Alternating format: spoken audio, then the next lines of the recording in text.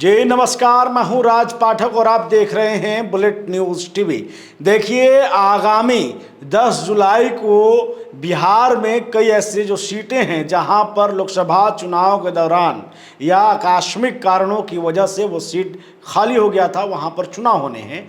ऐसे में पूर्णिया के रुपौली विधानसभा चुनाव पर 10 अप्रैल को वोटिंग होनी है और उसे लेकर के राजद की प्रत्याशी बीमा भारती फिर से चर्चा में है। आपको जानकारी है कि पूर्णिया लोकसभा सीट को लेकर के बीमा भारती राजद की प्रत्याशी के तौर पर 2024 का चुनाव लड़ी, उनके खिलाफ चुनाव लड़े थे आपको निर्दलीय के तौर पर पप्पू यादव और वहीं वहां से जदयू के उम्मीदवार थे।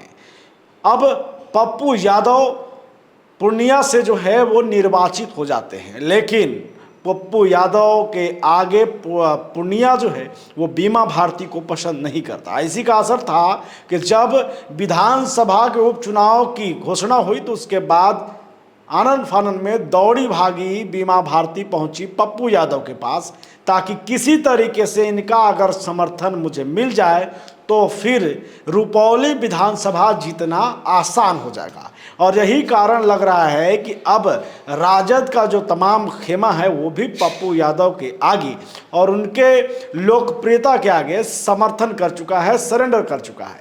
अब जब उनके दर पर रुपौली की राजद की प्रत्याशी बीमा भारती पहुंचती हैं तो पप्पू यादव भी उनको समर्थन करते हैं। पप्पू यादव ने रुपौली में जो है प्रेस कॉन्फ्रेंस करते हुए कहा कि आप ये भूल जाइए कि इससे पहले क्या हुआ, आपको रुपौली की बेटी को जो है वो जिता करके विधानसभा में भेजना होगा।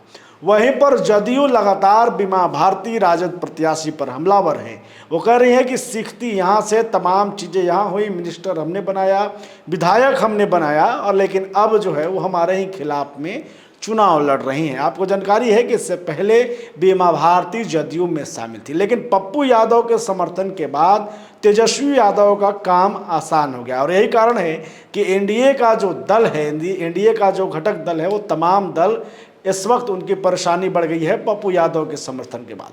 10 जुलाई को वोटिंग होनी है। देखना ये होगा कि जब वोटिंग होता है तो उसमें पप्पू यादव का जो जलवा आपको लोकसभा चुनाव के रिजल्ट के दौरान दिखा, जहां पर वो जो है एनडीए के और खास करके राजद महागठबंधन के दोनों प्रत्याशियों को हराते हुए निर्दलीय के तौर पर लोकसभा में पहुंचते हैं।